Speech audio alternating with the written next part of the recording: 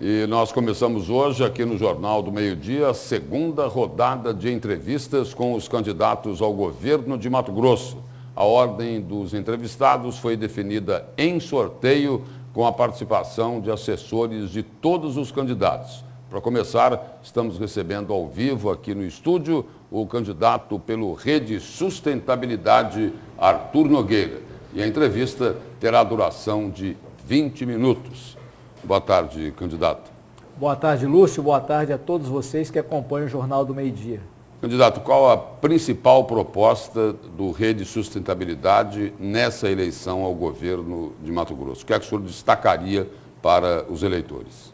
Levar a realidade dos fatos, trazendo aí as discussões no sentido de como está o estado de Mato Grosso e o que será possível fazer. Porque promessas estão cheias por aí, todos estão trazendo diversas promessas que certamente não poderão cumprir se considerado a grande crise enfrentada pelo Estado. A conta não fecha, o orçamento não suporta nem mesmo os custos corriqueiros, quanto mais novos investimentos e investimentos em grandes obras, como está sendo anunciado pelos demais candidatos. O senhor critica as promessas dos outros candidatos. Agora, o plano do candidato Arthur Nogueira, o seu plano, ele é um plano objetivo, contempla isso que o senhor está criticando nos adversários? A objetividade no sentido de trazer prioridades. O Estado ele vai arrecadar um determinado valor. Esse valor ele vai ter que custear a folha de pagamento, vai ter que custear os custos com a saúde, com a educação, com os duodécimos e sobrará pouca coisa para investimentos. Então é necessário trabalhar tudo aquilo que já tem construído, que necessita de reconstrução, de reforma, como escolas, como hospitais, como a parte da segurança pública, entre outras obras que existem, para depois poder saber o que sobra para novos investimentos, para novas construções. Então, é necessário que se tenha esse trato com o orçamento, no sentido de trabalhar a realidade e buscar o apoio do servidor público para que juntos possamos enxugar a máquina no que se diz respeito aos custos diários do seu funcionamento e o empenho para que nós possamos recuperar os ativos referente às dívidas que existem, já destacada pela Secretaria de Fazenda na ordem de 40 bilhões. E qual seria aí a área que deve ser atacada primeiro, se o senhor, por acaso, vencer a eleição? A saúde é o principal ponto hoje em Mato Grosso. Os hospitais estão paralisando o seu atendimento, a exemplo de Rondonópolis nesse final de semana, a exemplo de Sorriso na semana passada, e o atendimento ele não pode ser paralisado quando se trata de saúde. É necessário investir nos profissionais, capacitando-os e dando condição para atender da forma mais rápida possível, evitando assim os congestionamentos nos corredores e no sistema de regulação de vagas. E existem recursos suficientes na avaliação do senhor para essa área de saúde? O orçamento hoje contempla as necessidades? É no momento de transição do governo após a eleição que teremos um raio-x de como está de fato a saúde, quanto o Estado deve para os hospitais regionais, filantrópicos, para os municípios, para que possamos então apresentar um plano de recuperação dessa situação e buscar junto ao Ministério da Saúde os recursos necessários para colocar em dias tudo isso e começar uma vida nova com um orçamento mais enxuto. Qual seria, na avaliação do senhor aí, a principal falha do atual governo? A questão da gestão de prioridades. Precisa-se priorizar antes mesmo de propor novas frentes de obras públicas. O que ocorre? Nós temos, por exemplo, na área da educação, ali na região do Boa Esperança, 3 escolas estaduais, Ferreira Mendes, Souza Bandeira e temos lá o Raimundo Pinheiro. Todos são com estruturas antigas. Então essas estruturas precisam ser atualizadas antes mesmo de se pensar em construção de uma nova obra. Isso é prioridade. E em relação aos professores, o governo falhou? Sim. No aspecto da capacitação deles, de remunerar melhor? A grande reclamação dos professores foi a não possibilidade que eles tiveram de não poder fazer um curso de especialização, de mestrado e até de doutorado, pois estavam impedidos de se afastar da sua atividade laboral e fazer esses cursos, mesmo que fossem com o seu próprio recurso. Os índices de violência assustam a população. Na segurança pública, o que é que pode e que deveria ser feito? Muito embora se destaca que houve avanços na segurança pública com a contratação de mais de 4.000 profissionais, o cidadão não se sente seguro nas ruas, não se sente seguro, sobretudo, dentro de suas casas. Então, o investimento precisa ser, primeiro, na capacitação dos profissionais, ora já contratados, com a implantação de equipamentos e tecnologias para garantir uma maior efetividade e recurso na Secretaria Nacional de Segurança Pública e ao recurso por ser Mato Grosso um estado de região de fronteira, há recurso específico para esses investimentos. No campo prático, o que é que deveria ser feito na segurança e que não está sendo feito?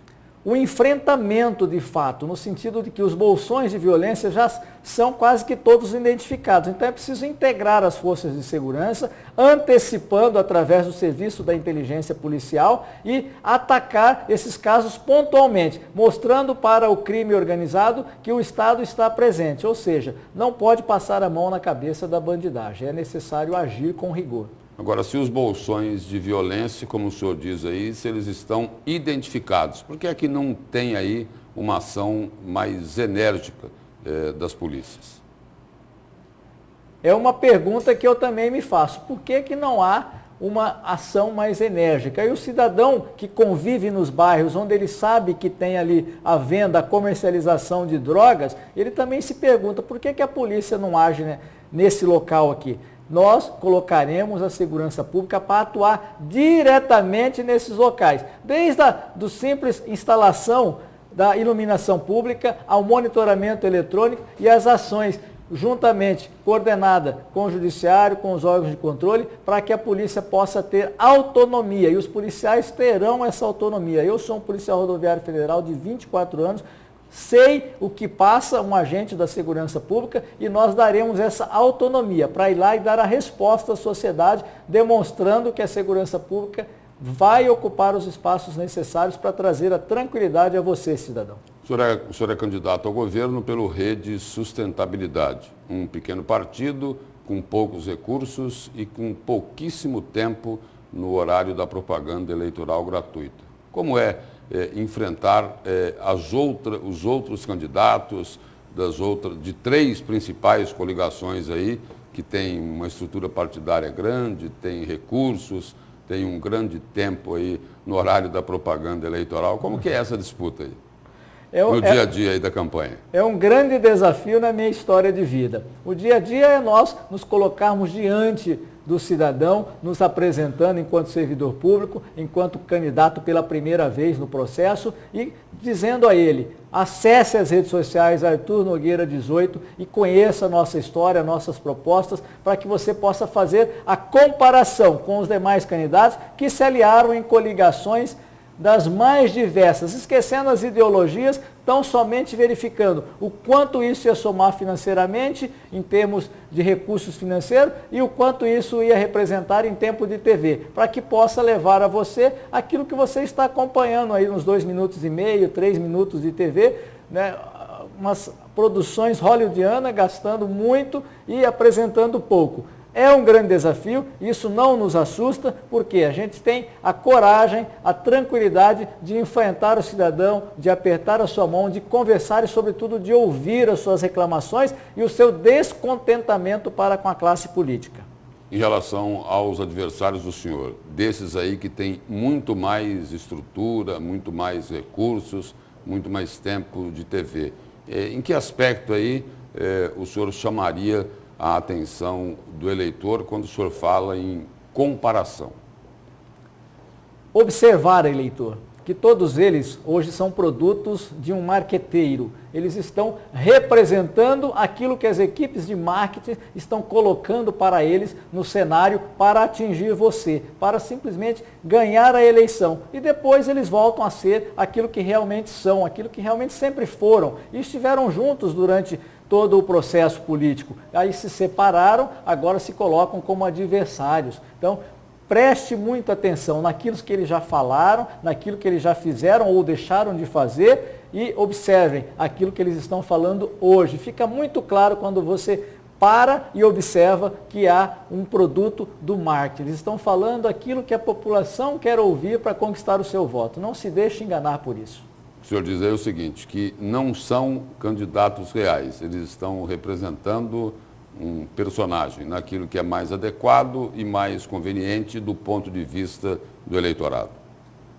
Exatamente isso.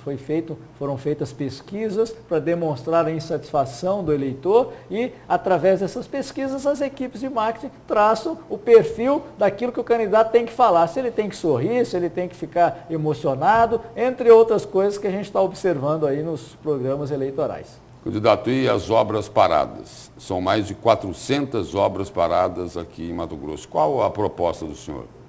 É incrível como foram feitas essas obras, desconsiderando a lei de licitação 8666, onde se requer um projeto básico, onde se requer um projeto técnico, onde se requer, sobretudo, a fiscalização por parte do poder público e a fiscalização dos órgãos de controle, para que isso não ocorra, não chega no estágio que está. Então, todas essas obras terão que ser feito levantamento para verificar em qual fase se encontra, quanto já foi pago e se foi pago corretamente, quais os problemas? Foram as empresas que ganharam e que não conseguiram honrar com os compromissos? Tudo isso tem que ser mapeado, trazendo os órgãos de controle para junto dessa análise, para verificar em qual obra realmente investir e em qual obra estancar o problema que está ocorrendo. Na nossa primeira entrevista, aqui na TV Vila Real, nós tratamos sobre esse assunto. O VLT, o que é que o candidato Arthur Nogueira pretende com esse empacado VLT?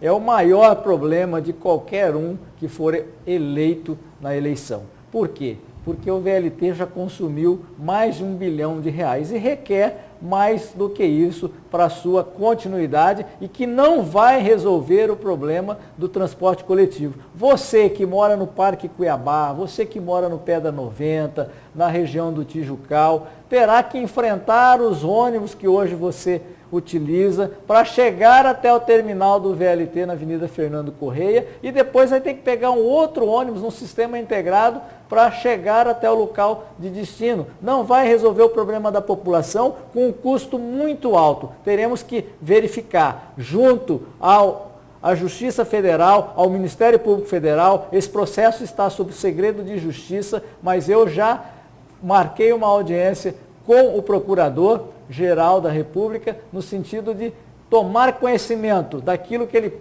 possa nos passar por conta desse segredo de justiça, para verificar qual a real situação desse processo hoje. E, juntamente com os órgãos de controle, com uma equipe técnica, fazer a demonstração do que já foi gasto, do que foi pago, quais os responsáveis por isso, se eles devolveram o valor que foi desviado e apresentar à sociedade um plano de que vamos parar de investir no VLT ou vamos dar continuidade ou substituir por um outro modal, que seria lá no início o BRT.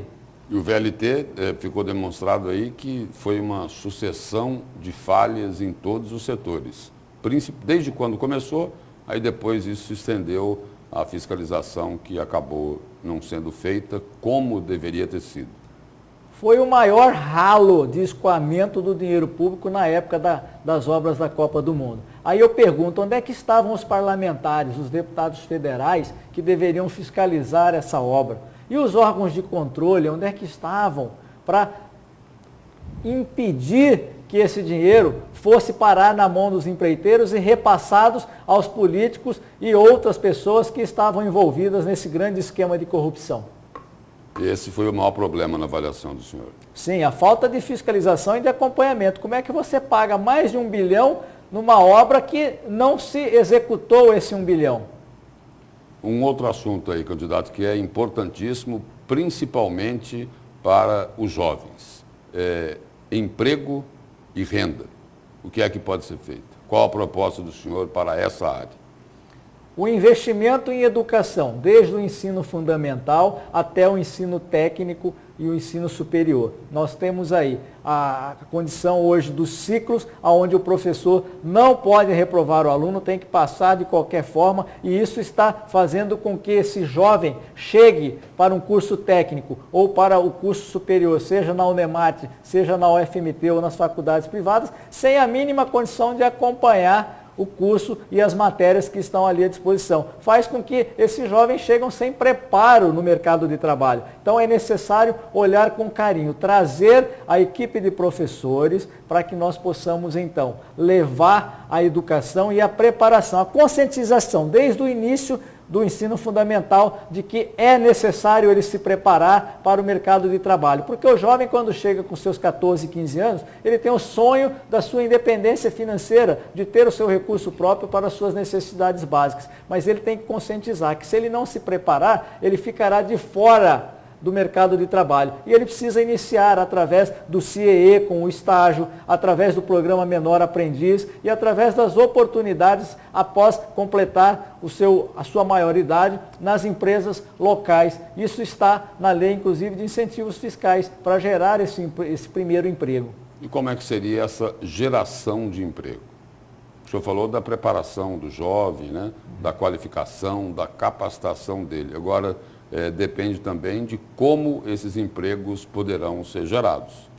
Sim, a oferta desses empregos passa pela reestruturação do comércio e da indústria no nosso Estado. É necessário dar aporte. O Estado precisa ser parceiro, precisa ser indutor do comércio e da indústria para que eles possam ampliar os seus negócios, para que novos investimentos venham para o Estado e que se possa, assim, abrir novas vagas de emprego, dando prioridade a esses alunos do ensino público, seja saindo do ensino fundamental, seja saindo da Unemat, importante indutora de pesquisa e tecnologia no nosso Estado. Incentivos fiscais. Qual é a posição do candidato Arthur Nogueira? De cumprir a legislação, item por item. Se a empresa está de acordo com a legislação e cumpre todos os requisitos para enquadrá-la na lei de incentivos fiscais, ela terá o incentivo fiscal. Caso ela não se enquadre, ela não terá direito ao incentivo fiscal. A lei precisa ser cumprida. O executivo tem que ser o primeiro a dar cumprimento na legislação. Hoje se dá muito mais incentivo do que deveria ser dado? Pelo que se viu nas operações realizadas pelo Ministério Público, se demonstrou que havia o quê? Um balcão de negócios. Havia uma compra de incentivos fiscais para beneficiar alguns grupos. Isso não pode ocorrer. Tem que ser detalhadamente aquilo que está previsto na legislação. Agronegócio. Como vai ser a postura do candidato Arthur Nogueira em relação a esse setor? O agronegócio tem muitos privilégios, na opinião do senhor? Assim como todos os setores, o executivo precisa dar respeito. E o agronegócio é importante para o estado de Mato Grosso e para o Brasil, porque representa, sim, uma parcela grande do PIB do nosso país. Isso significa que ele colabora com a balança comercial e precisa ser respeitado pela União. A União precisa dar a contrapartida necessária para o agronegócio. O agronegócio precisa de infraestrutura e nós temos que utilizar do FETAB para a aplicação nessa infraestrutura das rodovias estaduais, dando segurança viária e dando segurança pública a essas rodovias para melhorar o escoamento, tanto para o grande produtor quanto para o pequeno produtor, para que o produto chegue à mesa das famílias mato-grossenses, para que os produtos cheguem aos portos que estão localizados nos estados do Paraná, do Pará e no estado de São Paulo, com maior agilidade, com menor custo de transporte possível, facilitando assim a comercialização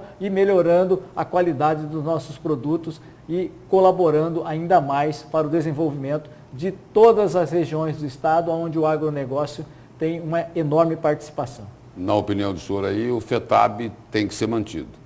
O FETAB, se ele não... Agora precisa ser fiscalizado também. Se for retirado o FETAB, não há recurso para investimento nenhum na área de infraestrutura de rodovias. Então, o FETAB, que o produtor de soja, de milho, de algodão, o criador de gado e o motorista que paga 19 centavos por litro de combustível, eles precisam ter esse retorno. O cidadão ele não se importa de pagar imposto. O que incomoda o cidadão, e eu me sinto incomodado como servidor público, porque tenho o desconto do imposto ali direto na fonte, é a não contrapartida do Estado, porque não oferece os serviços que deveriam oferecer.